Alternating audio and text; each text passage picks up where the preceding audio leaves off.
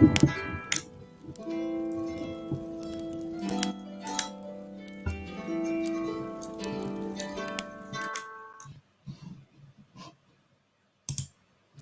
there, everyone. Welcome to another Fireside Chat. This is our 42nd. Apologies about the delay. We've been having internet problems. And can you hear me? I don't know, because the intro was very, very quiet. Can you hear me? Just let me know. Hi, Julia. Hi, Stephanie. Hi, Sherry. Hi, Lisa from Washington. Lovely to see you all. From Virginia. So just let me know if you can hear me, if the volume is okay. Oh, great. Thank you. Welcome. So sorry about the delay. Good morning to you. Good evening to you. Good afternoon to you, wherever you're from. So let me introduce you to this evening's guest. We're going to the UK, and I'd like to introduce you to Marcus. Marcus, you are so welcome. Well, what a pleasure, Eimear, and thank you so much for inviting me. I don't feel I deserve it, so it's a joy to be here, and hopefully we can have some fun and a bit of deep and maybe a bit of cheeky conversation. Who knows? Lovely. And just one thing, people aren't here because they deserve it. People have been interesting, and I don't know you very well. I've met you once. We've had a few conversations, but it's just lovely to have members of the order in conversation. And Ben Stimson says, "Oh, it's Marcus. Hello, Marcus. Nice to see you." So you have one fan anyway to start with. So where are you in the UK? So I'm in Brighton in East Sussex, and I'm in an area of Brighton called Kemp Town, which is right next to the major hospital here, the Royal Sussex County. And I've got a tough walk of about 200 yards to get onto the beach here.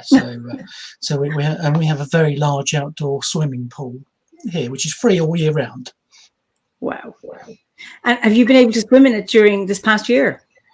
I went in last week for the first time this year, and I made noises that were of a far higher pitch than I normally speak when I got in there. It was. It must have been cold. Yeah, I mean, I don't know how cold it really was, but to me, I tried to swim for a bit, and I got fully in, but it felt so bitterly cold to me. I wasn't acclimatized to it yet, so I'm going back in gingerly, mind you. Is that a saltwater pool? Well, it's called the Channel. Its main name. It's the sea between the south coast and France. So it's a very big pool, and anyone can use it. Oh, wonderful.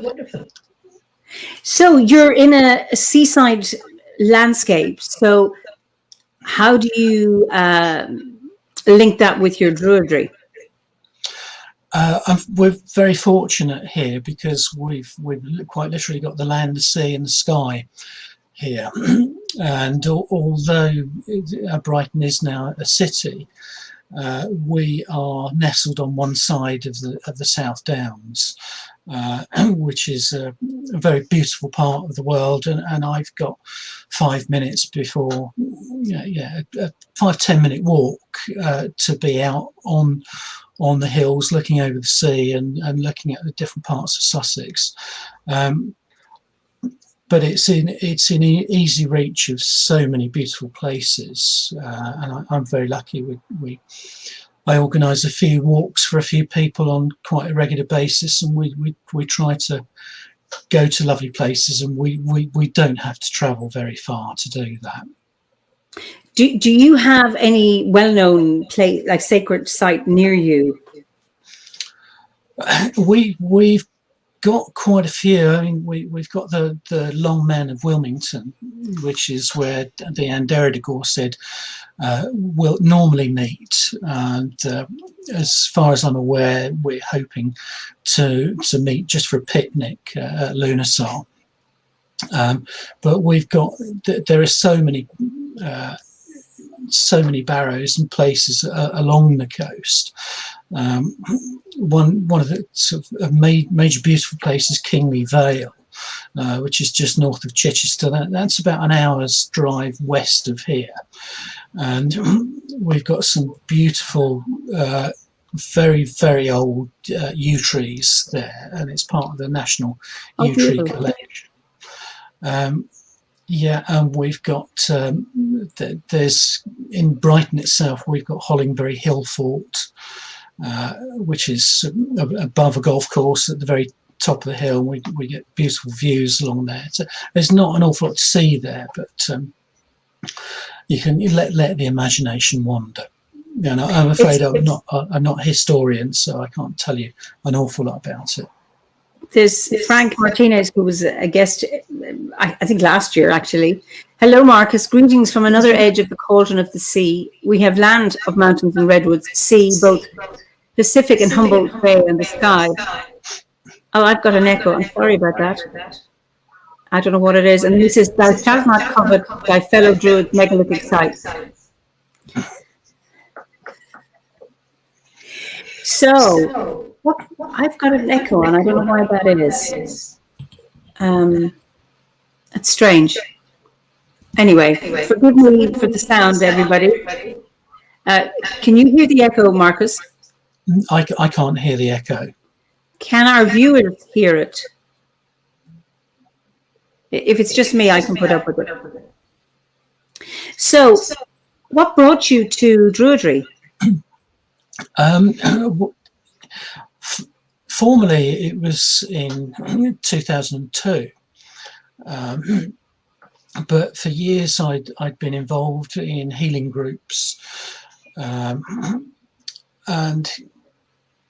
I was okay with that, but I really had an inbuilt fear of being proselytized from an early age, and that was because as a young child, I'd been going to boys' events, which were fantastic, and then the people said, "Well, you've got to this age now, and if you want to carry on enjoying yourself, you've got to go to Sunday school."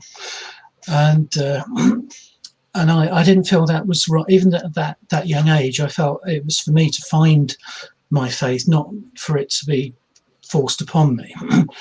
And so my parents weren't of any faith, and they said, "Well, you don't have to go." And unfortunately, I didn't learn anything about faith, and so I had this inbuilt fear.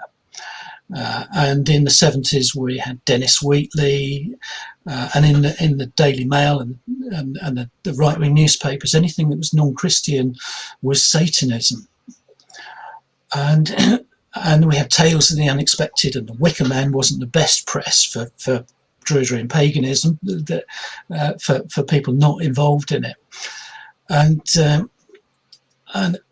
I was very happy to go to UFO evenings, and I'd even witnessed people channeling, and I was perfectly okay with that. But every time a friend of mine said, "Mark, you ought to come to these camps," and I was very right-wing, very up my own English backside, and I thought, you keep your hippie camps to yourself.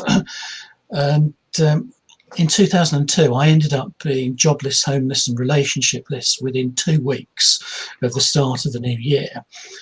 And this friend of mine put me up on his sofa in a very pokey little flat in Tunbridge Wells, where there are lots of drug raids going on regularly.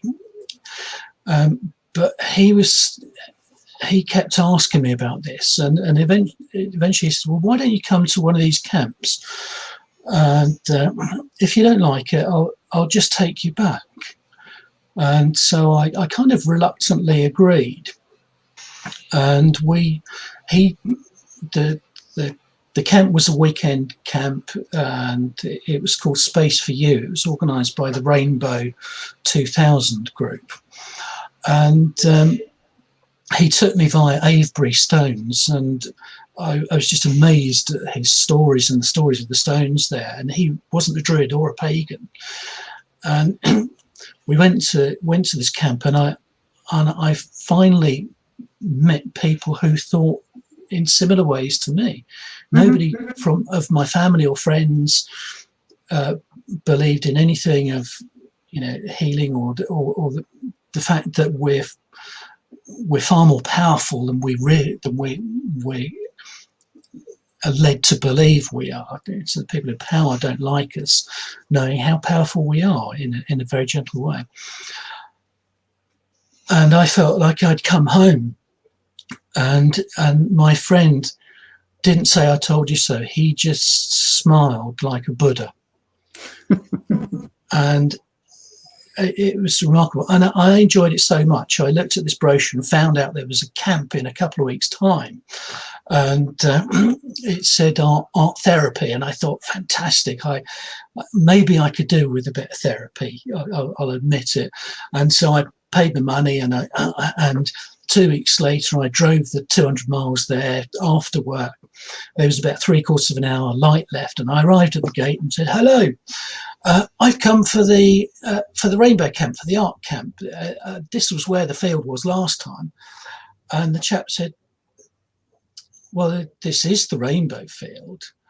And he said, "What camp have you come for?" And I said, "Well, I've come for the art camp, art therapy." And he looked and said, "I'm terribly sorry. The art camp was last week." And I said, "Oh my God." And he was quite switched on, and he said, "Well, what's your, tell me your name." And he looked the brochure up, and he said, "Well, you've booked this camp." I said, "Really?" And I said, "So what?" And on the sign it said, "Welcome to Bardic Arts." And I said, "Well, what on earth what's Bardic Arts?" And he started to ramble, and every so often I heard the word druid, and what? Music, poetry, trees, creativity, druids. And I just froze. I was still at the steering wheel, and I said, I looked up and I said, "Would you run that by me again?" And he said, "Oh yeah, druids." And I could feel myself gripping the steering wheel, and I had Dennis Wheatley running through my head. Strange sexual practices. Maybe some things are okay, but yeah, odd sacrifices and the Wicker Man running through my head, and I just leant over on the steering wheel and I said, "Did you say druid?" And he carried on speaking. I thought, "Oh my God!" And it was. I was too tired to drive back. I had enough wine to disappear for a weekend, when I thought I'll just go and camp up in the corner and hide. And as I was pitching the tent up, there were 2 people that had been at the previous camp that walked up, and they'd really held me, really on me. And one of the people who was walking up was one of the people that turned out to be one of the organisers for this druid camp. And they welcomed me and hugged me, and I was still very suspicious about the human contact. And I told them my fears, and they said, "Well, there's no pressure to do anything." And because there was no pressure to go in, I felt I could go in and look, and it was very clear that if I didn't like anything, I could walk out at any time. And I had the time of my life. And I was able to get creative, which I had a big old inbuilt fear. I don't know where it came from, of art and creativity. I went and did a meditation walk in the forest, learning how to meditate and breathe, and seeing the light dancing in the canopy. And I became a bird watcher because of that direct experience of that beautiful meditation. And so that then gave me a new hope, a new life hope. And I realized that I've got to find out what's going on locally where I am. And I found people who went on pagan druid walks in the Tom Bridge, TON bridge in the Kent-Sussex-Surrey border in the UK, which is southeast of London by about an hour. And I somehow heard about this gathering on the Long Man, organised by a couple. I don't know where they are now or if they're doing anything. Some guy called Dan the Bard or something like that. Who knows? Don't know what happened to him. And Kerry, and it was just the most welcoming group of people, and that was where it started. So in 2002, and it was a magical start. And I can honestly say that the journey has been magical and transformational.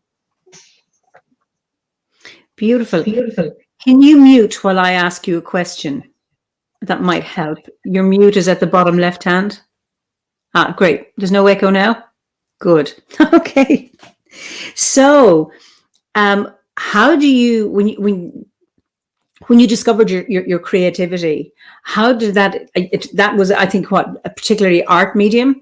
So how do you now express your creativity, or where do you get your imas or your awen from now? That really has been with working with people and learning about myself.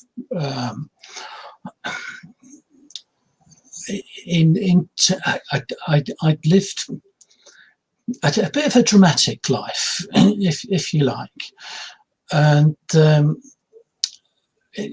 unnecessarily full of drama, full of accidents and trauma, which I don't know where it came from. And so I've really felt, so when I was young, I had no role models, no positive or negative, and my dream was to be taught by the spiritual equivalent of a samurai warrior. And of course, I eventually came to realize that person was never going to arrive, and it was my journey to realize that myself, and it's a lifetime journey. And so my real Awen Imas, my Awen, it is working with people and planting, not trying to make big adjustments or big transformations, but just helping the people to realize that they can make a huge difference by tiny little adjustments. And I guess I've been working on that for a long time. But I was working on everybody else. Yeah, great at helping other people, and I've worked in rehabilitation for 19 years now, and but of course I didn't help myself, and I think my close friends could see it. They realised what I was kind of punishing myself, and it's a common story, and there's no secret about it. But I was somebody who used alcohol, and it eventually took me a long time and a lot of bouncing, probably 16, 17 years trying to resolve it, and with partial success at best. And now I've very luckily I've found a program that really works for me. So I've been in sobriety for 19 months now, and I'm finding that all the things that I did and I wanted to do are now falling into place, because I've been able to take responsibility for myself at last and start to look after myself. And everything is just so much better and brighter and quite normal. And it's something that I can really appreciate. And so I find that that's taking me this autumn into formal study. So whilst so in my work, I've worked with people in prison for 13 years,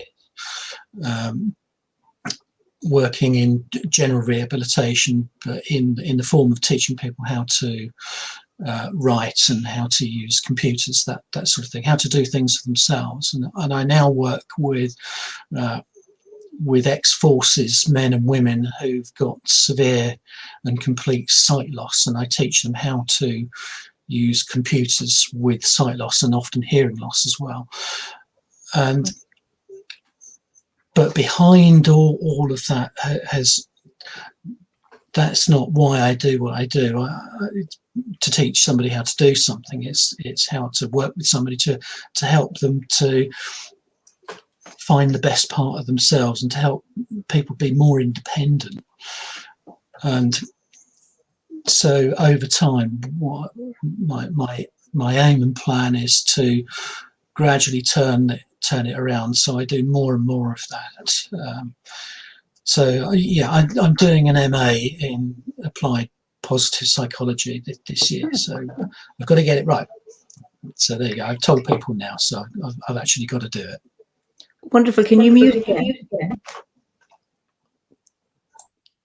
This is so awkward. Apologies for that.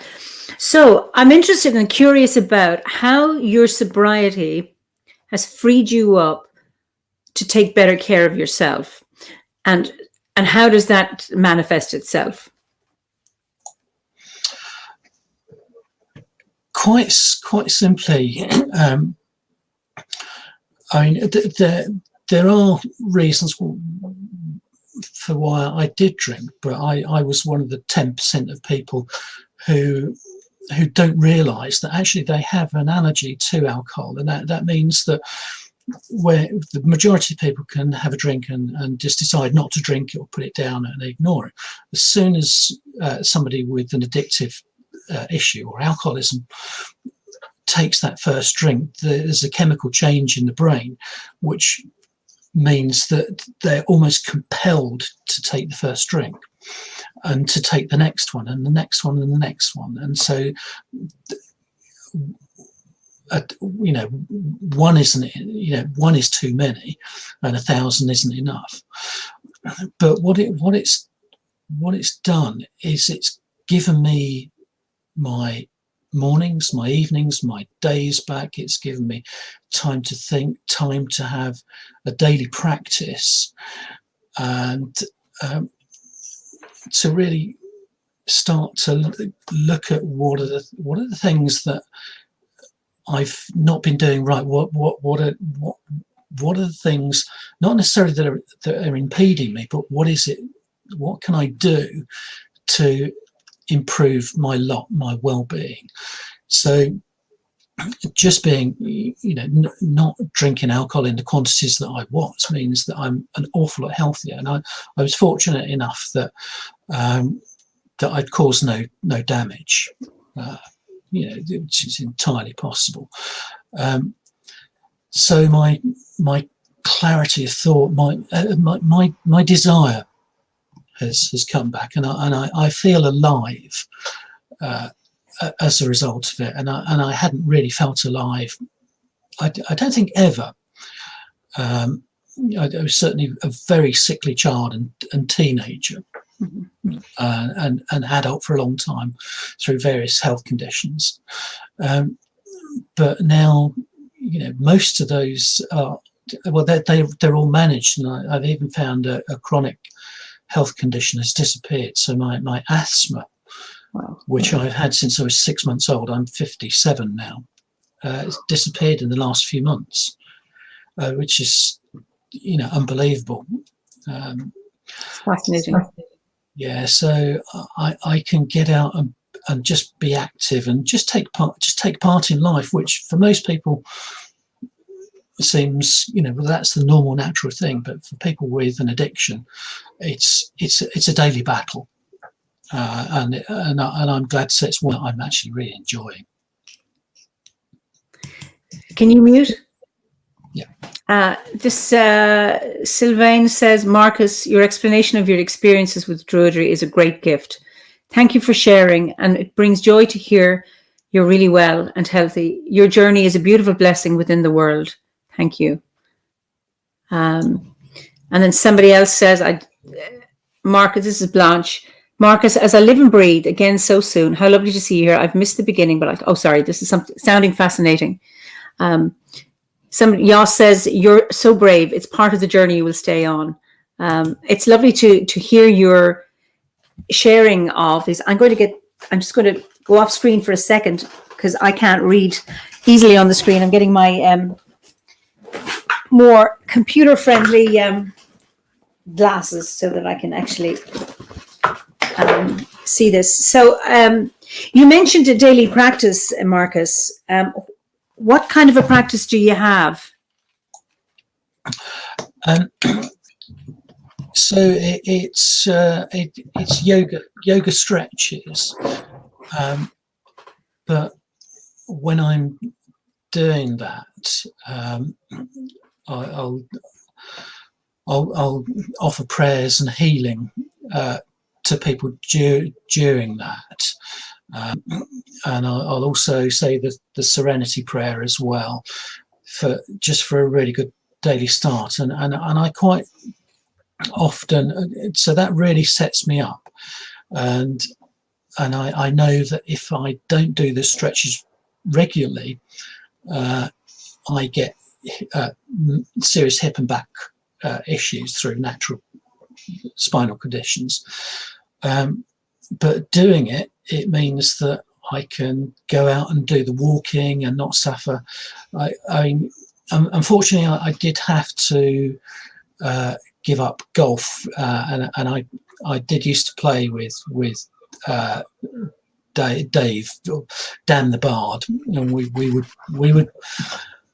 we would play with each other regularly, if you know what I mean, and we would get our balls out in public,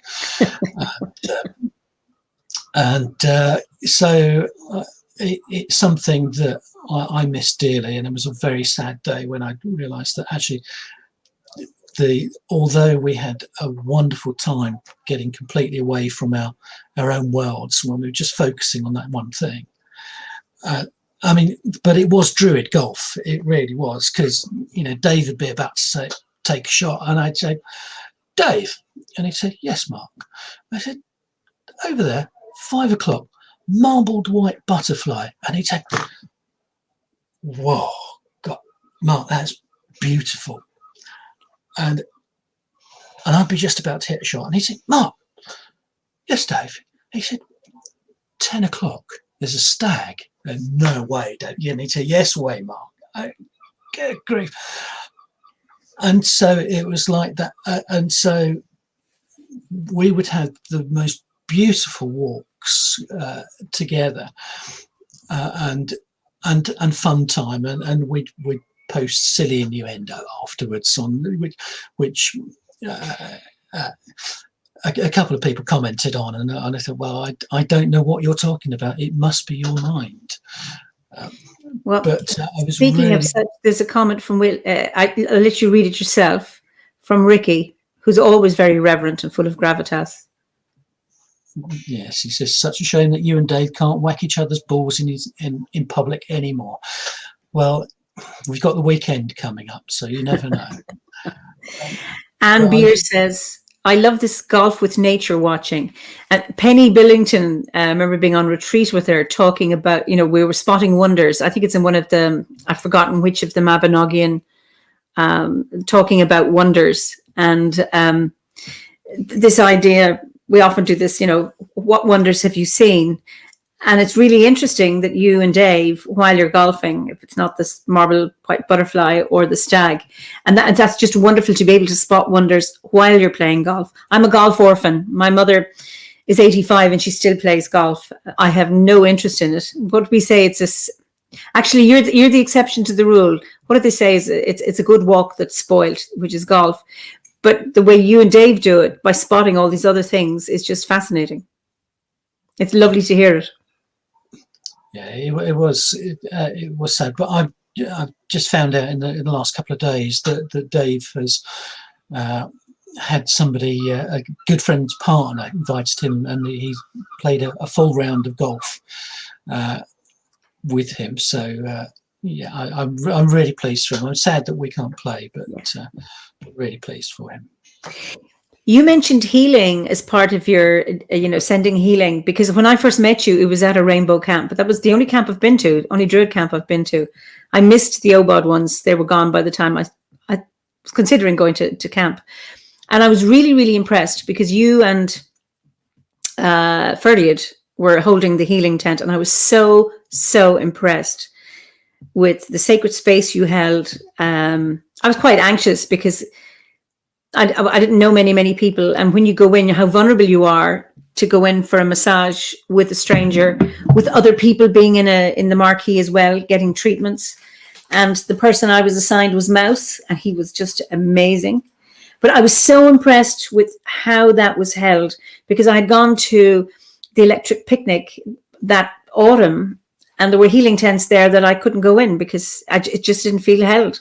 So that's always struck me about you and Ferdiad, about how you could hold that. And that to me is so, so important. Yeah, we're very blessed.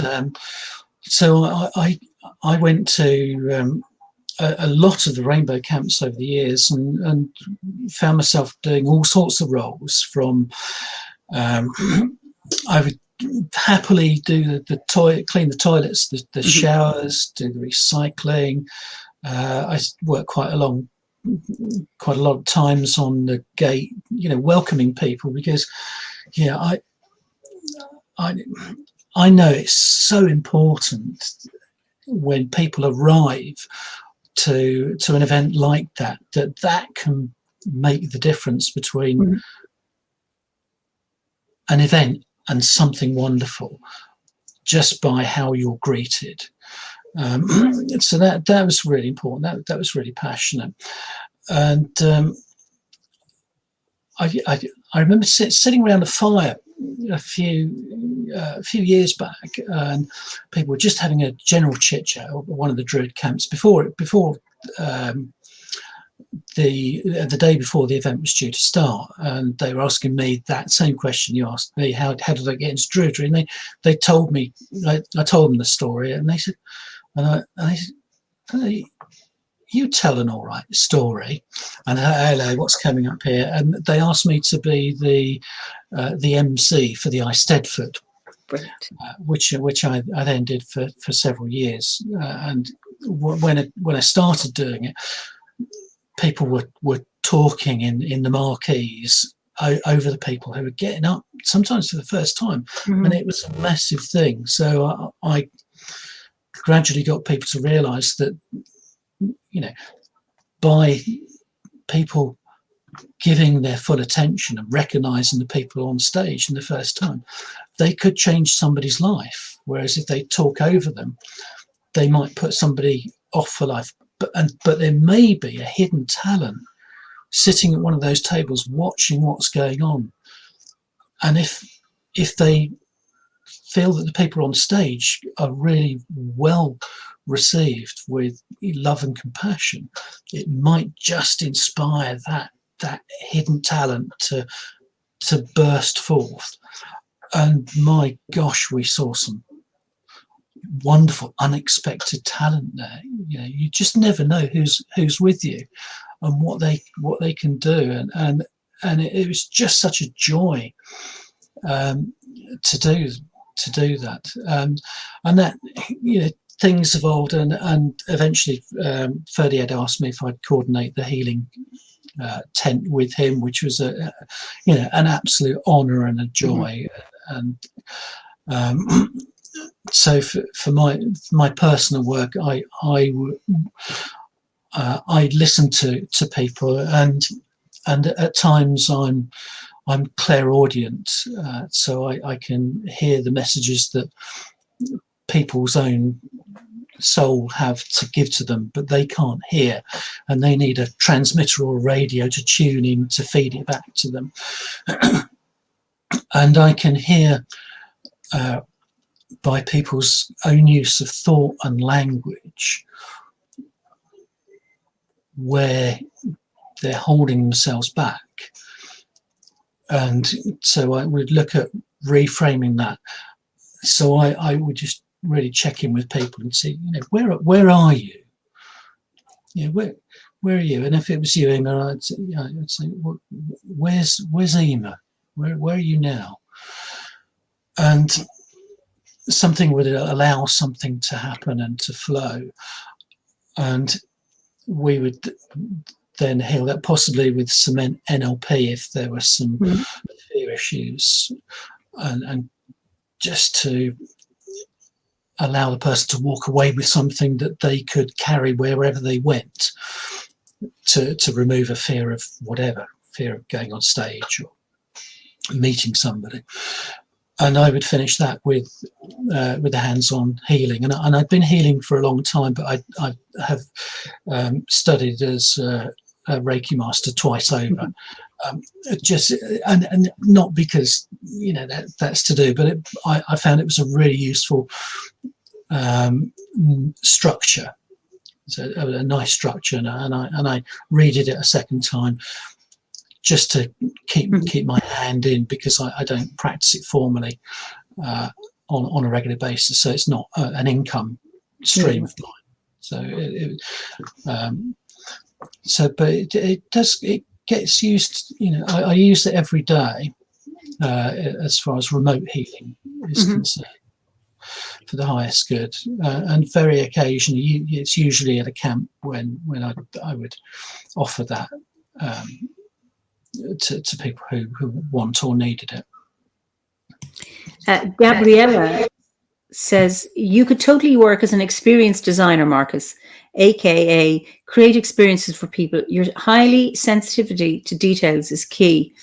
And I think, you know, as we know, central to Druidry is one of the key points is being of service. And certainly, you know, what we've been talking about since we've started our conversation is how you've been of service to people in your, you know, you've discovering your own strengths. You're very soft-spoken and you come across as very gentle. So it's never pushed, but your availability is very clear. Your availability to the other person. So it's just lovely to hear how you, in a very simple, gentle way, are of service, and how you work with your Druidry to be of service. Yeah, completely, and I can say without any shadow of doubt that the rainbow camps, the Druid camps, and particularly Dave and Kerry's and Derrida camps, when they ran, they were really absolutely transformational. In so many ways, we really, there was a lot of amazing experiences and psychology as well, but in very gentle ways. And those camps no longer exist at the moment, but there was absolute magic there, and it was very odd how anytime we got any really inclement weather, typically the camp arrival would be on a Friday night in a field in East Sussex with a little brook running around it, and cows lowing everywhere, and we even had a species, a Bulgarian laughing frog population in the area, which just sounded like lots of cackling. And, but this field became magic, because when we walked into the field, we'd make sure the field was absolutely tidy, that there was nothing there that wasn't meant to be in the field. And the last thing we did was make sure it was even better than when we arrived there in the first place. But so the Friday night was a arrive, get together, sing song around the campfire, and the Saturday would be essentially a build up to a ritual which started at 8 o'clock and usually finished about 10 o'clock, and then it would carry on around the campfire, and the energy would kind of around the campfire would depend on that. But one particular energy, we had a thick fog all day, and we didn't know how quite it was going to work out, but on the strike of 8 bells of the evening, the mist cleared around us and encircled us, and as soon as the ritual finished, it closed back in. And I couldn't prove that scientifically that magic happened, but I know that the power of the intent and the unconditional love and beauty of the people that facilitated it, because Dave and Kerry would kind of lead it, but they would have a major team, and typically it was the people who help out at the OBOD gatherings in Glastonbury. So that same crew, and what a lovely job they do, looking after people, making sure they're kept refreshed. And absolutely, it's your story about the mist. I've experienced that many times, that where it's raining. We've had horizontal rain at the winter solstice, and just before we go out to have our ceremony, it stops. And then at the end, it starts again. I've done it for hand fastings. It's just amazing how, well, I never ask for it not to rain, but I give thanks to the rain. And then I thank in advance because it'll hold off so we can have our ritual in comfort. Because if it's raining, well, we'll manage in the rain. Nothing stops us. And how it holds off, and experiencing that with gratitude. And that's magic. And again, we can't prove that, but it's happened so many times for me to know that that's what happens. So generally I'm not anxious about what the weather is going to be. But that's such a lovely story, that magic mist just opening and then closing. It's just wonderful. Blanche Rowan says, so fascinating, Marcus. This is such a privilege to learn so much about someone. You greeted me at my first long man ritual, and your welcome made all the difference. I'm touched. I'm absolutely touched and humbled. Yeah, I have to say that it's been such a blessing and a privilege to meet so many amazing people. Every person you meet through this path are fascinating, and I think what it does as well is it stimulates a curiosity, and the more we learn about other people and the more we become interested, the more we set the opportunity for that own interest to enter our lives. And I find it absolutely fascinating. I would quite like to turn the tables around and find more about yourself. But maybe that's for another day. Another time. Yeah, I know. Some people are asking, John says, I wish I could have gone to one before they ended. And Tara, I think Tara's in New York. Will there be camps again someday? I assume they're stopped now because of, there's the rainbow camps still go. Well, assuming when things are freed up again with COVID. And then there are the White Horse camps that organized. They're not OBOD camps, but they're organized by OBOD members. So there are camps there still. Well, I assume they haven't been, I don't know if they've been happening because of COVID, but hopefully that they will be able to resume again. So yeah, it's not I haven't been to any of the White Horse camps, but now that my life is in a different form, it's something that I would consider. The rainbow camps are on in a different form, so the organisation had a bit of an implosion, shall we say. As often happens with large groups and organisations. And I think when the chap that used to really hold them, which was Sid Rawls, who was a very famous free festival organiser in the late 60s and 70s, and when he died, he got 2-page census spreads in the Guardian, the Time, and the like. So he was well known. I mean, he was no angel at times, but he could hold these wonderful camps. But when he knew he was going to die, and I spoke to him 2 days before, and you could just tell that he was putting things into place which nobody would do in the normal day-to-day course of life. You could know he was preparing to die, and he did, and he had such a huge spark. It was very difficult for that to follow. But what happened a couple of years ago was that the people who were involved in the healing area decided to help out, and now they run a summer camp on their own, and they've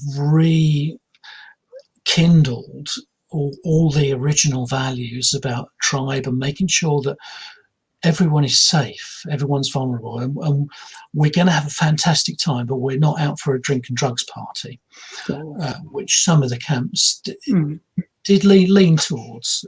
I've been a bit guilty of that myself. So, but I ran the gate for them the year before last, and on their first camp, and it really worked. And there were a lot of faces who hadn't been for a long time, and so you could. I mean, Druidry is a wonderful thing because it can incorporate and encapsulate people of all walks of life, faiths and none, and this felt like the way a Druid camp ought to be organised. So the people, everybody looking after each other. And making sure it's a wonderful, safe space to enjoy yourself, and to look after the people who need looking after. So I'm lucky. I'm going to be going back to.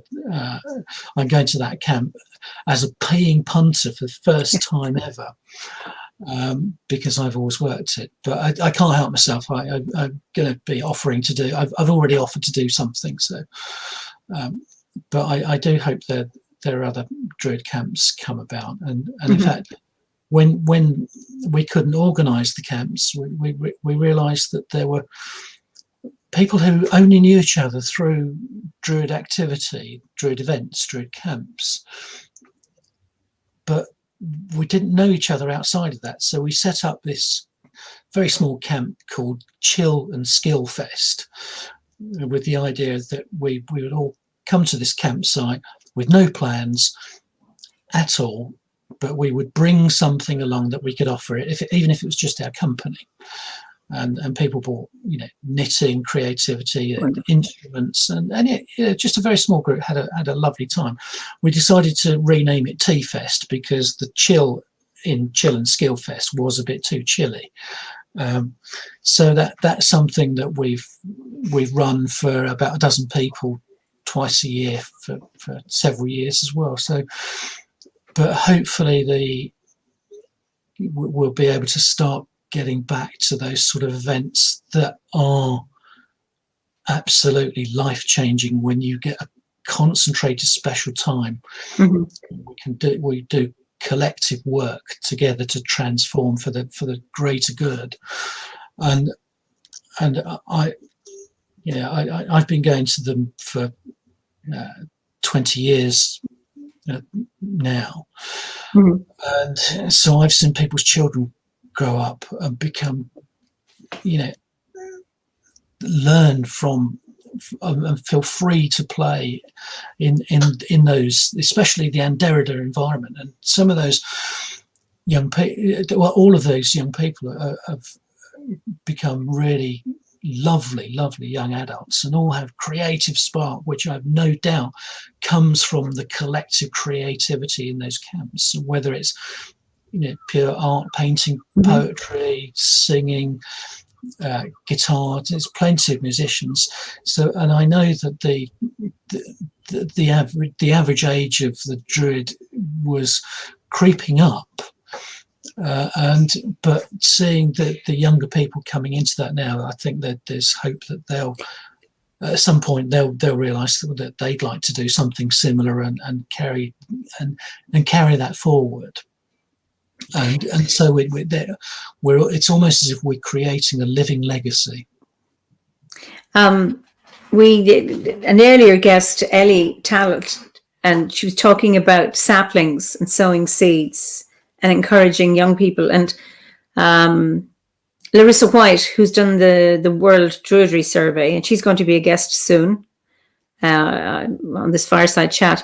And I was looking at her distribution in terms of the people who answered her survey. I don't know if many of our viewers took part in that survey. She's also our this year's Mount Hemus Scholar. And in that, it's about how Druids work with the Wheel of the Year. But she like, when you look at the age range, it's represented by the bell curve, the normal curve. So there's obviously a cohort of people in the middle, but then there are younger people and then there are older people. So I think, it's going to, it seems to follow a normal trend. So hopefully we'll get more and more younger people to join us. Speaking of bardic arts, etc., are you ready to sing a song?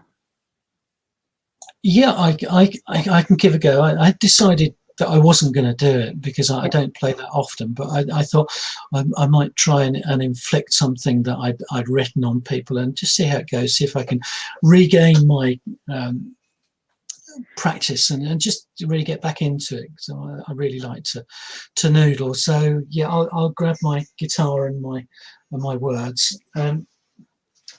It might actually this might actually answer a question that you're probably going to ask later on.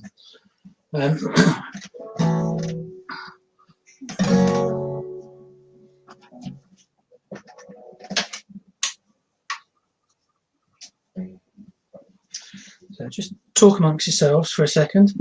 I don't know if my echo is gone. It has. Anyway, there are lots of people looking forward to hearing you. No pressure, Marcus. Anne Beer says it's always wonderful when music is part of the chat, and I agree. And it's to encourage people to express themselves. And what a better place than online with lots of people all over the world listening to you. Anyway, so when you're ready. Okay, so surprisingly for a druid, this is called Samhain. I'm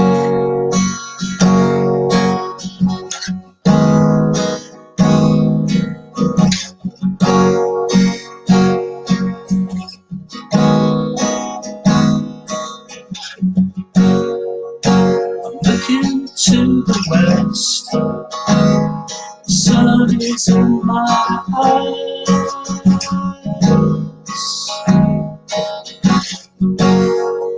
I'm hoping for a rest, knowing where the sky sails. I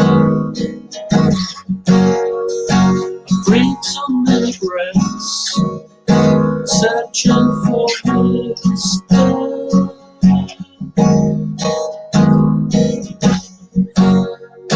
I've walked so many paths, is that my horizon?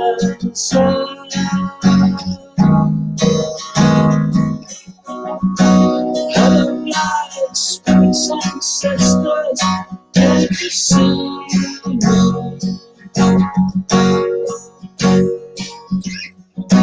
Can we talk what I have seen with you.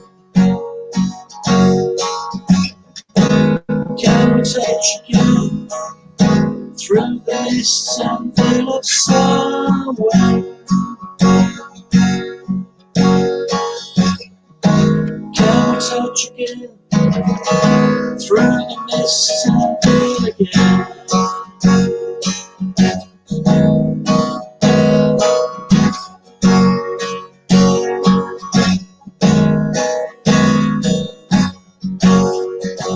Lessons I have learned, bridges I have burned.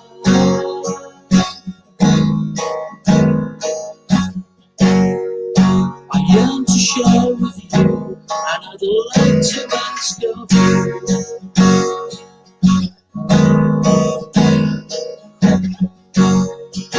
How did you pass by into summer rain, into the sky? How did it feel for you? Can you tell me that it's true? Do I survive? Hello, guides, ancestors, can I see you?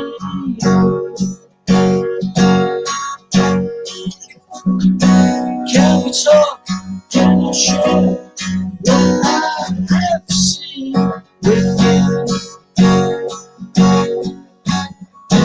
Can we touch again through the mist and veil of somewhere?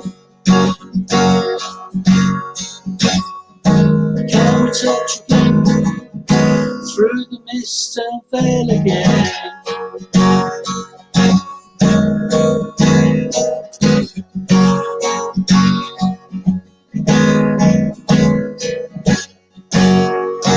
Please send me a sign that crosses both our times.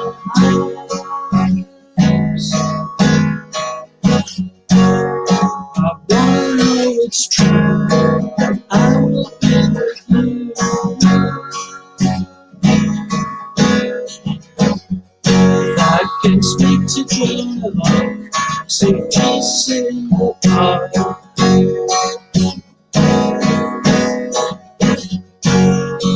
Can I see? Why can I see through the door?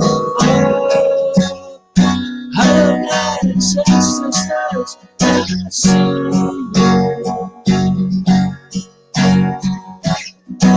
Can we talk?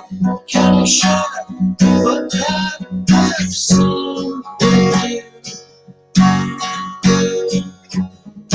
Can we touch again through the mist and veil of somewhere? Can we touch again through the mist and veil again? Oh.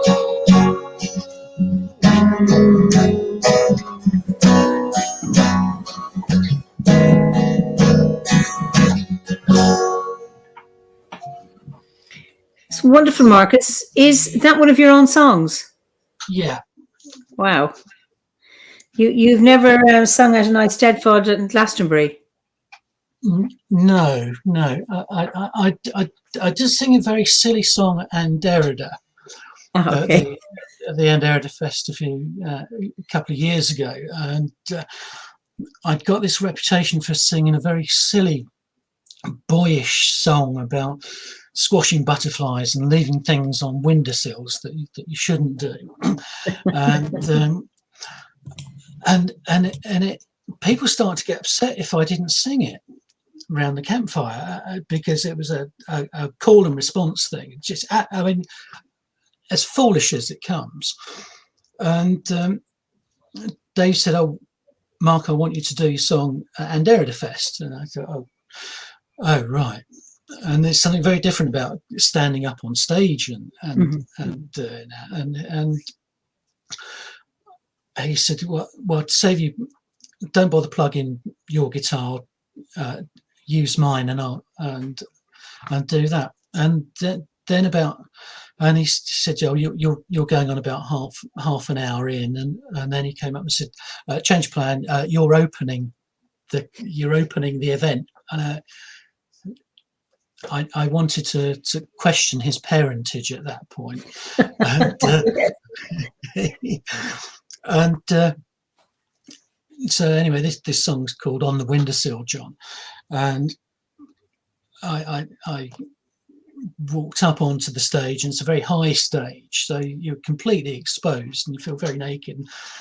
And I don't remember lyrics very well, so I had my lyrics there, and I opened them, and to my horror, I brought the wrong lyrics, and I didn't realise the mic was switched on. I thought, oh my God, I don't know where my lyrics are. And I had in the audience all shout out, "On the windowsill, John!" And so I was carried. And yeah, so that's my claim to fame, singing a stupid song in front of 200 druids. Well, Valentina Bernardi, who was my guest last week, she says she loves that song. So, when you see yourself as an ancestor, how do you, I mean, and a future ancestor, how do you take that responsibility, or how do you embody that, being an ancestor of the future?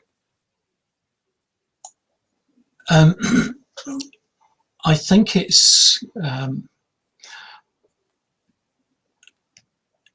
just continually working on offering a shoulder and an ear and solace and a way forward.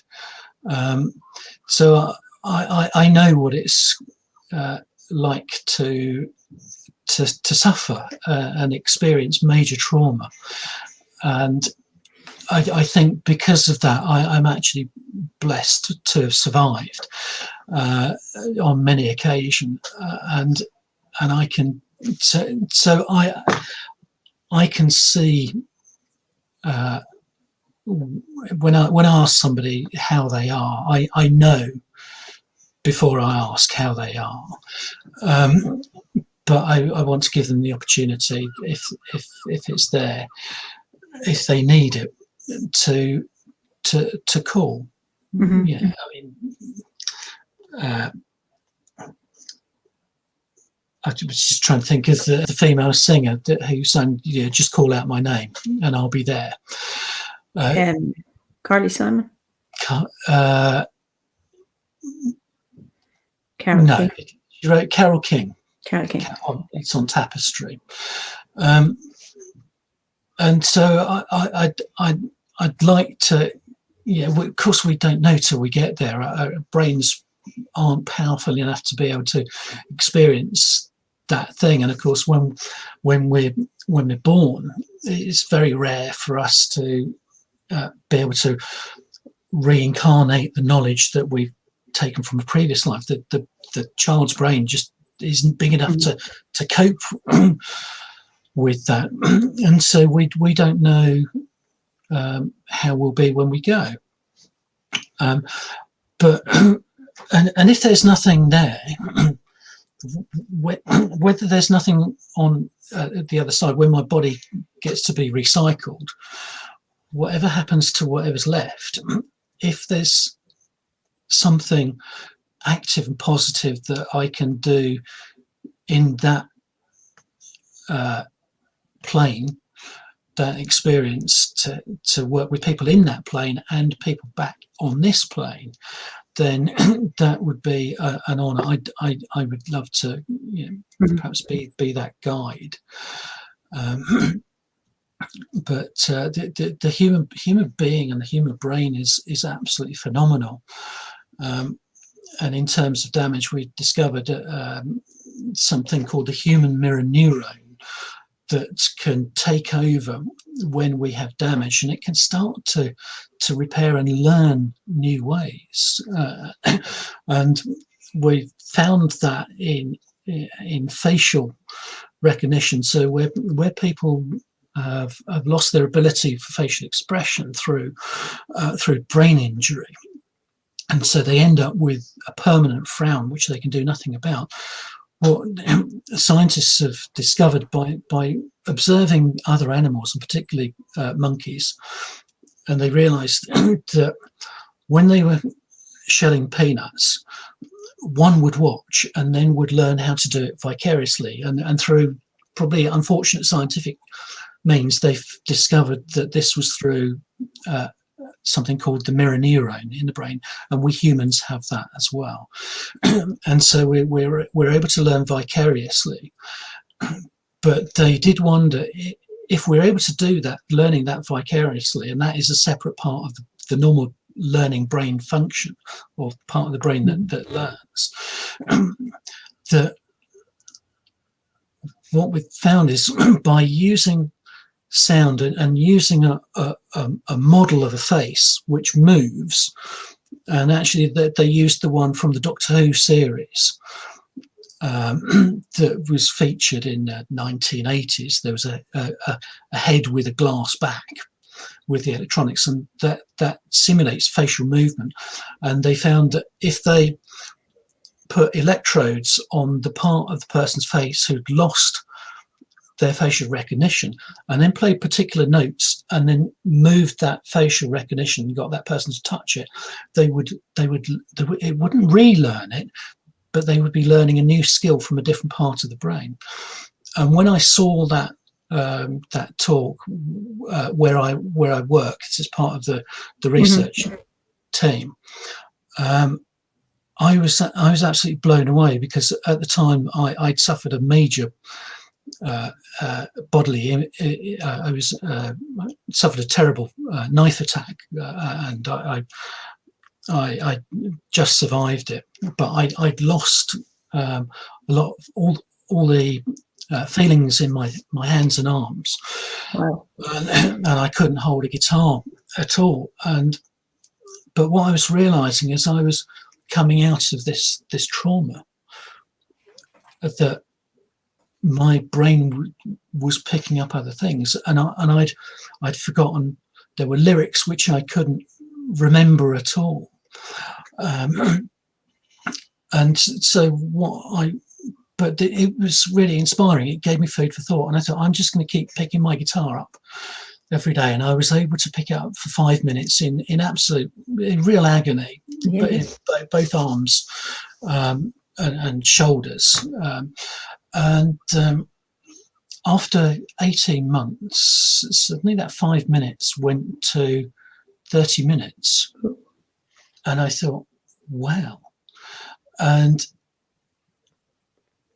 after a little while longer, it went on to 40 minutes and 45. And now I can play for however long I want to play. And so we have this ability to regenerate. And I think we have that ability with our emotions if we're shown the right guidance, and if we've got people there to be our guides. Because I'm starting to get to the age now where maybe I can start to be that guide a bit more. And so, Ben has a question. Ben Stimson, do you think we can heal our ancestors in that way, by being the model they can vicariously learn from? That's I like that question. I think in a way, we are our ancestors, because we bring so much of life experience, positive and negative, is born out in our heirs. And that can be whether it's from a family, through direct family, and also through the people that those children interact with, their teachers, their role models, and so forth. So in a way, I would answer it by saying that we have the ability to heal our ancestors' legacy and move forward if we're mindful of that, and that is not everybody's jobs, to do, of course, because we need all sorts of people, and I'm learning tarot, Mhm. which happens to fit in with what I'm doing, and also in terms of study, because there's a lot of psychology based in tarot, and particularly the Myers-Briggs personality types can be seen in the court cards. And so I think we can do it, and I suppose I wonder whether those ancestors are looking down and hoping that they're learning from that. Almost a bit like what's happening with the England football team at the moment. I'm not a follower. Sorry, that's probably a bit abstract, and it would only be understood by the people that follow it. But we have a manager who has been really healing, using healing methods to really bring character and strength into this team, which we haven't seen the like of in many of our lifetimes. And what we now see is very, very positive, very strong individuals that are also very, very compassionate in what they do, and they all care.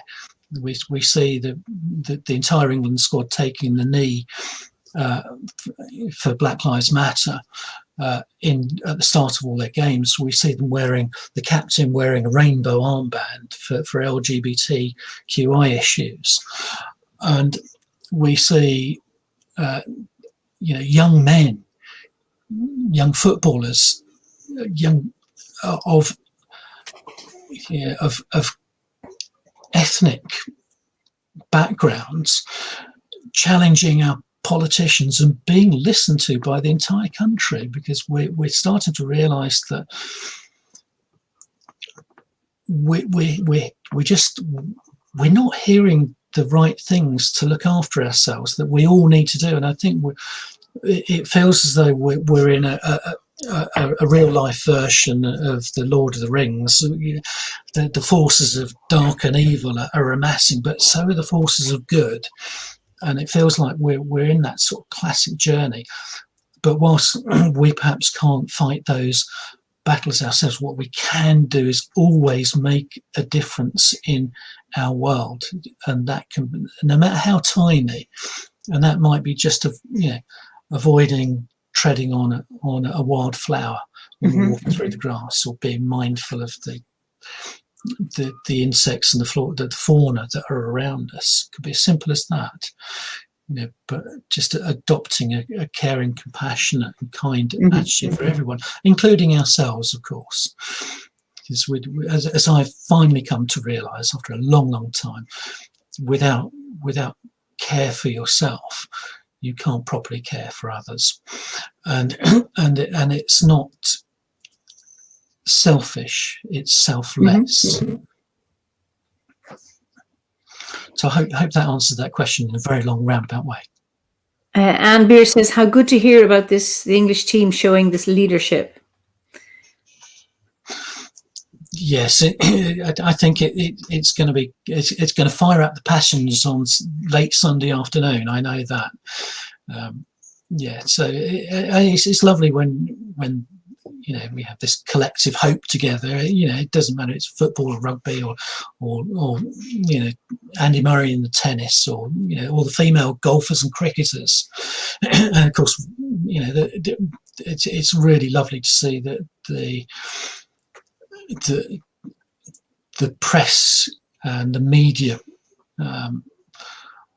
showings that they're now getting, and it's lovely to see that we've got the female sports reporters and presenters now really showing their equality and the passion and knowledge, and giving some of us blokes a run for our money, which we've needed for a long time.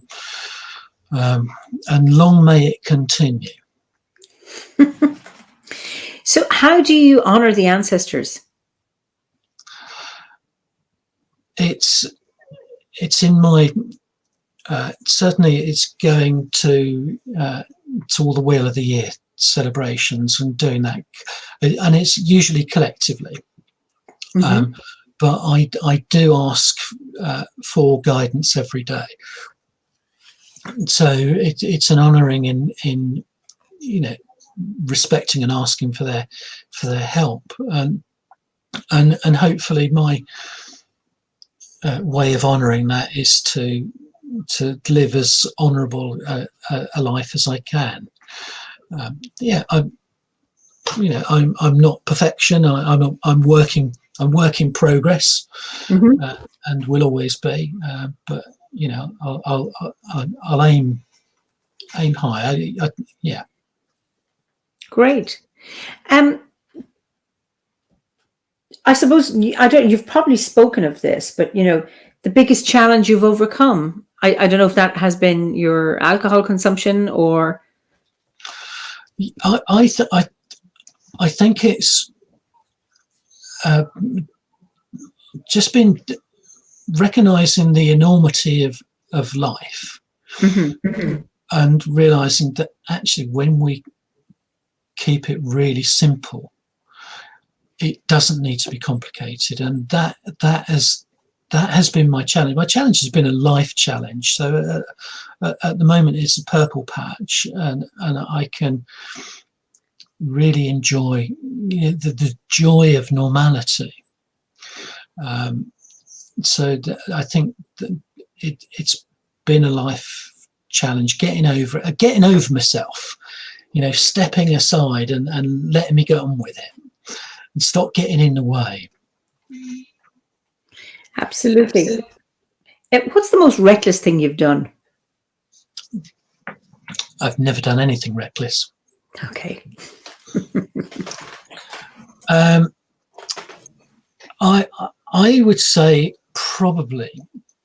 I used to ride motorcycles, and I worked in North Yorkshire and commuted at the weekend to either go there or come back, and it was 270 miles, and I managed the journey home in 2 hours 33 minutes, including 3 stops for petrol. And so it's kind of crazy, but I was riding back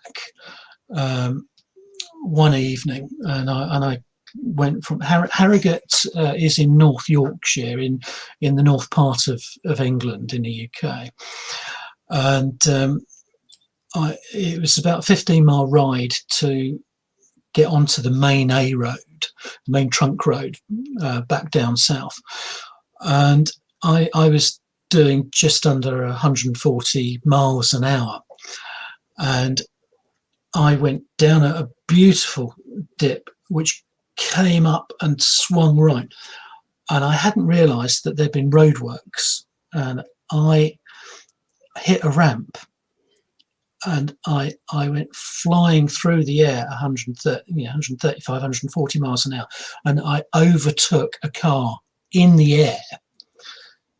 And I went over that car and landed in front of him. Somehow landed straight. I think somebody was looking after me, and pulled up a little way further, probably about 40 miles the speed I was going, and thought, my God, that was lucky. I'll never do that again. And I swear now I'm going to stick to 70 miles an hour everywhere I go. And I lasted until, so I got home fine. On the next journey on the way back, a 1000cc sports bike came hurtling past me, made me look like I was standing still. And I thought, what the hell? So I was a naughty motorcycle rider. I only had 2 throttle positions, and that was open or closed. And I'm very fortunate to have survived. Yes, someone was looking after you. Numerous times, I can tell you. What are you grateful for? So many things. I'm really grateful for being alive. I'm really grateful for all my friends, family, colleagues. So that the people in the AA, so the program I'm in is AA, which is based on service, surprisingly. So I'm really grateful to have that opportunity. I guess it's so many things. I feel that I'm living, I'm so lucky to have survived this long, so many times. I've had so many near-death experiences, and spiritual, major spiritual experiences that I'm grateful for all of those, and I'm just really grateful to be here. But I'm most of all, I suppose, I'm grateful to be in service. That's what works for me, and I'm very grateful to be here as well. You mean right now? Okay, that's wonderful. You mentioned you've had many spiritual experiences. Would you be happy to share one of those? Yeah. So I've had several experiences like this. One of them, so in the song I mentioned Joan of Arc and seeing Jesus in the park, and I'm not religious or have any strong connections to the prophets or to Jesus or to God, but I do have my beliefs. But I knew that one day that I had to get to Rouen on the Seine, southwest of Paris. Rouen is Rouen, to go and see where Joan of Arc was interred, and it was a driven thing. It was an absolute compulsion, and so I made the journey. I caught the ferry from near Brighton down to Dieppe in Normandy, caught the train down, and when I arrived in Rouen, there was a little guide, which is you could do the Joan of Arc tour around the city, and I found myself looking at it, at this guide, and thinking, well, she was all right here, she was all right there, she was all right here, and I thought, wait, where's this coming from? And I went to the first tower where she was held, and I thought, and I knew the conversations she was having, and I knew that actually she was absolutely passionate. And I didn't know her story. I'd seen the film as a child. That was it, and everything that was coming through. It was as if the Dr. Rowan Williams, the former Archbishop of Canterbury, talks about the fact that buildings can take an imprint of humans that are there.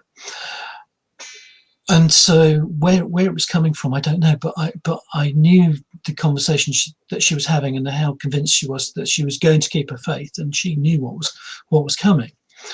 And I followed her trail, and could feel how she was at each point. But when I got to where she was burned at the stake in the centre of the city, they had the people had built a very angular Catholic church, and I knew that wasn't where I was going to experience whatever it was I was going to experience. So I went to the Cathedral de Notre Dame, the Cathedral of Our Lady. I walked in through the north entrance, and as soon as I walked in, I was rooted to the spot, and I was completely overcome with emotion. And it took about 5 minutes to be able to stop the crying, and I'd experienced this before, and so I knew what was going on. I'd experienced it twice before, and I walked. Now the cathedrals in France are enormous, and there's a lot of them, And I walked through chapel after chapel after chapel trying to find her. And I was just about to leave. I spent 3/4 of an hour walking through trying to find the Joan of Arc chapel. And I was just about to leave because I couldn't find it. And I felt this tug on the back of my shirt, and I was dragged back 25, 30 yards, pulled backwards and dumped on this chair, pushed back. And I looked up, and there was the statue of Joan of Arc. And the messages that came from her were absolutely key to my life at that particular point. Wow. And I've had other similar experiences with that, and as well as the hearing people's inner voices as well. And each time it's happened, it's been these words coming to my head. I don't know where they come from, and I just this might sound a bit weird, but does this mean something to you? And they sort of look at me with jaws on the floor, saying, "How the blooming heck!" I didn't swear, I nearly did. "Did you know that?" And I'd say, "Well, I didn't. It's you that's talking." And so, but I don't think it's that I'm psychic in a kind of woo-woo way. I think that we've all got this ability, but some of us are less practiced in it than others. As you would do perhaps in tarot, you know, the person who can develop their intuition through long-term practice, and the better they know the cards and the various meanings and symbolism behind it, it gives them more time for their intuition to come out and play, and we can use that. But so I know that we don't need tarot cards. And I can look at people's tattoos and translate them and tell them what they mean. So those are the sort of spiritual experiences, and they do give me faith, and I do know that I have been in all the events where I've had near-death experiences, that I have been looked after, and it's absolutely amazing. So I'll share this briefly, but this dreadful attack that happened to me about 7.5 years ago. I was stabbed multiple times, a random but premeditated attack by somebody with severe psychosis and drug issues. But that person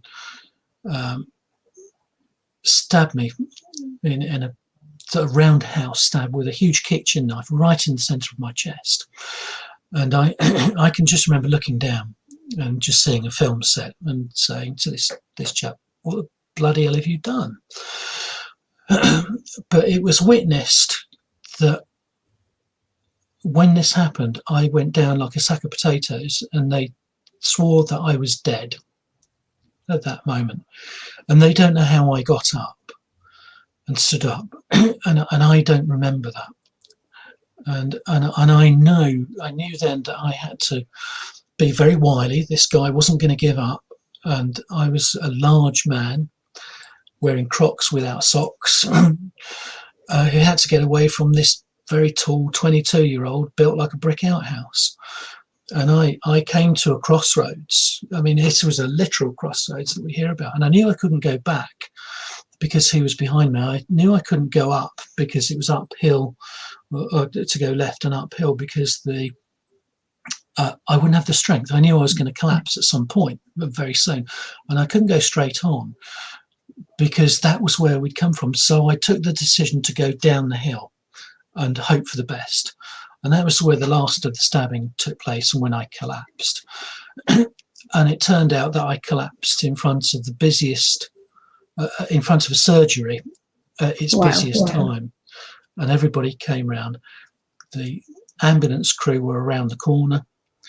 The air ambulance was already in the air nearby. The investigating officers who were doing a drugs raid around the corner. And it was as a direct result of that that I survived to being there. So I know that those spiritual experiences exist, and I knew that actually it wasn't my time, that there was something that I had to learn and understand from that. And actually what it's done, I work with a lot of people with quite major trauma, obviously having worked in the forces and had done as well in the prison service, because there's a lot of trauma there, both with the prisoners and the staff as well. So in a strange way, that the pain of those experiences has actually meant that there was opportunity for enlightenment, and knowing that I could use those experiences to inform my life and what I do. And everybody else was in absolute panic at the time, and I was quite calm and okay about it. So yeah, so here I am, still here. Can you mute? Amanda asks, how do you integrate that stabbing experience with your everyday? How do you fit in with people after that? I think one of the things, compassion was really important, and that I knew that nobody does anything like that without pure damage. It wasn't a personal thing. I could have been anybody. So that was okay, but I did have quite severe post-traumatic stress disorder, and I did go through a program and was really helped with that, and that treatment worked. So I can choose to recall any part of that situation now without any problem at all. But what it does is there's something about the language of people who've been through trauma, and their gait, the way they carry themselves, the way that they discuss things, that I can really pick up on. And when I see that, if I know it, I somehow seem to attract those people, and they do seem to come my way, and people open up. And at work they call me Weird Mark, because of the things that people open up with me. And when people start telling me about paranormal experiences, I have to rein it in a bit and just remind them that we're in a professional situation, and if you say those sort of things to some people, they might have a concern for it. So you might want to be mindful of that. So at times I have to wind it in, but it does mean that I can have fascinating conversation with people, deeper, and as you probably get, that I'm deeper than the deepest deep thing. And then when you get there, I go deeper for a while, and before I go deep, and then go really deep. And my astrology chart sort of backs that up, really. So I'm a double Scorpio, so Scorpio rising and Scorpio sun sign as well, with a fair bit of Scorpio in. So it's through just everyday conversation. I don't need to integrate it because or help it fit in, because it's just one of those things that happened along the way, and it's just part of life experience, and it's allowed me to see other things and become aware of some of, not all of them, but some of life's intricacies and complexities. And occasionally I can just light a match in the darkness. It's wonderful that that you can find the gift in these experiences and the transformative piece in these experiences to learn compassion. Because so many people who experience trauma are often stuck in victimhood and in so much of their pain that they haven't been able to resolve. And it's fascinating how you have, and working through your PTSD, obviously getting the right care and the right support to help them, and then how you can then use your own experience to recognize it in others and to offer compassion. That's we have the Irish word for gift or prize or reward is dush, but it also refers to terror and gloom and bad experience, that somehow within trauma or terror or gloom or trial, tribulation, there is a gift, there is joy, there's some reward. It's not an easy thing to see that when you're experiencing it at the time. Obviously, you need a certain length of time to be able to come through that, to be able to, on reflection, to see the gift in it. So I think you've been blessed that you've been able to see that. Not everybody is as blessed. Andrew Moore says you're a true inspiration. Thank you. Yeah, and that's what I guess is in the human condition, that there's you get to the point where you can't do the things that you used to be able to do, but what you can do with your experience is to share that, and maybe offer a little bit back. So you're and there's a joy when you can see it. I mean, it was quite it was really challenging in the prison service, because I had a huge turnaround. So there would be 450 people each year that I would teach, and 450 people there would be a turnover of that many people because of the environment that I worked in.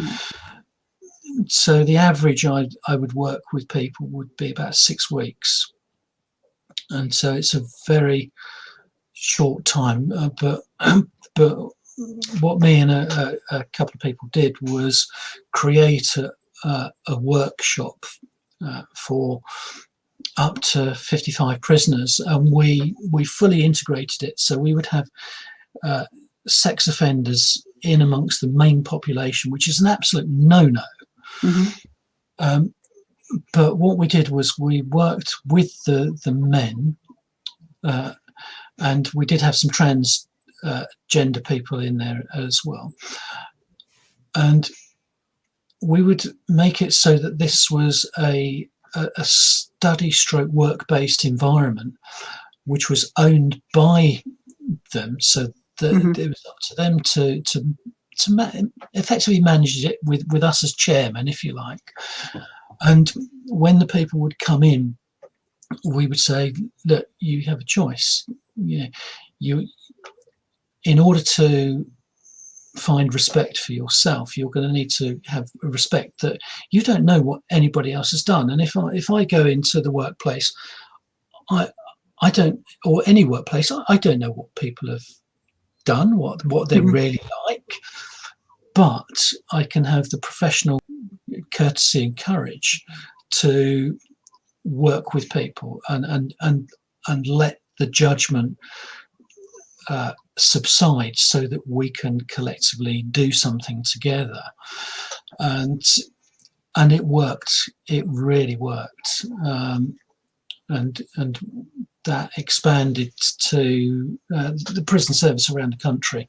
But we had the largest number of people. Nowhere else would run would have often 50 prisoners in the same room, all of mixed offences, yeah. But it shows what you can do if you care, and they say anything's possible.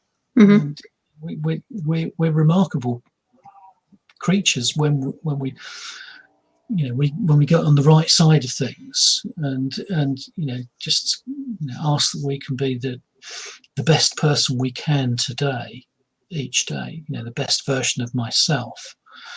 So hopefully that's something that I will do each day and continue today. I can't do everything, but I can maybe make a tiny little bit of difference somewhere, and if that helps, great. And even better if I never know about it. Indeed. I mean, it's about one small step. What's the smallest step you can take? Half that to make an impact in your life, whatever it is. It's always and from that it grows. We're coming close to the end of our time. So one question, what concerns you about the modern world? I think a lack of concern. Mm-hmm. And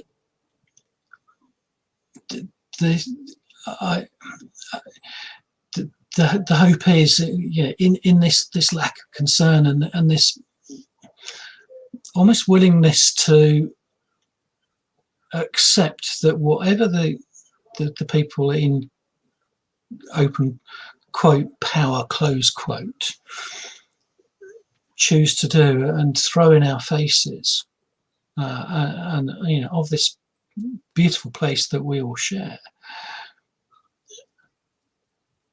And the concern is that there's such a large structure to keep us away from making this world a safe and beautiful place for everybody. That is my concern.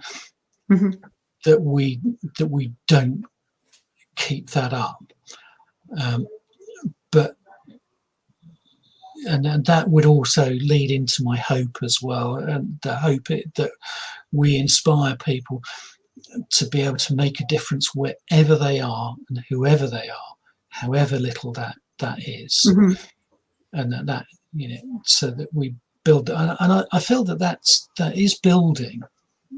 So I do have hope, but I don't. The concerns are minor, but because I can't affect all the major changes, what I can do is affect small changes in, Mm-hmm. in the part of life that I find myself in. It's interesting. Andrew Moore says sharing trauma stories are so impactful. It helps others with trauma come to accept their own journeys. So I think, in a sense, just even like our conversation this evening can bring hope. I mean, I'm very, I would agree with that. I'm very lucky. I decided, so when I was injured 7 years ago, I was going to post my trauma journey on social media, and all the experiences, warts and all, and the issues with alcohol as well. And because people weren't talking about it collectively, it was still really the overall discussion with mental health we have now is fantastic, and the way it's becoming integrated and becoming a normal part of society. It wasn't quite like that. Mm-hmm. It was being there, and I thought, well, I'm just going to see what difference I can make. And so I would post this every so often, and I put a note up saying, look, if you don't want to read this, this is a bit of trauma journey, so just flick past it if you don't want to. But people did keep saying, please keep posting, because it's, some of us aren't in a position to be able to speak about the issues that we have or having or have had. But the fact that one person is talking about it gives other people hope that they, said, we see you talking about it, maybe we can do that as well, and start to normalize it. Mm-hmm. And also so that people didn't say, oh, oh, there's Mark, I wonder how he is. And, oh, he got stabbed, didn't he? And so and by just putting it out in the open, you're just dropping all those awkward conversations that people, I mean, they might still have them, I don't know, but we prepare the ground for openness towards mental health. And I know certainly in probably the last 18 months of my alcoholism, I had the trauma had dealt with, but I was getting more and more significant work stopping anxiety and panic attacks that were increasing. Mm-hmm.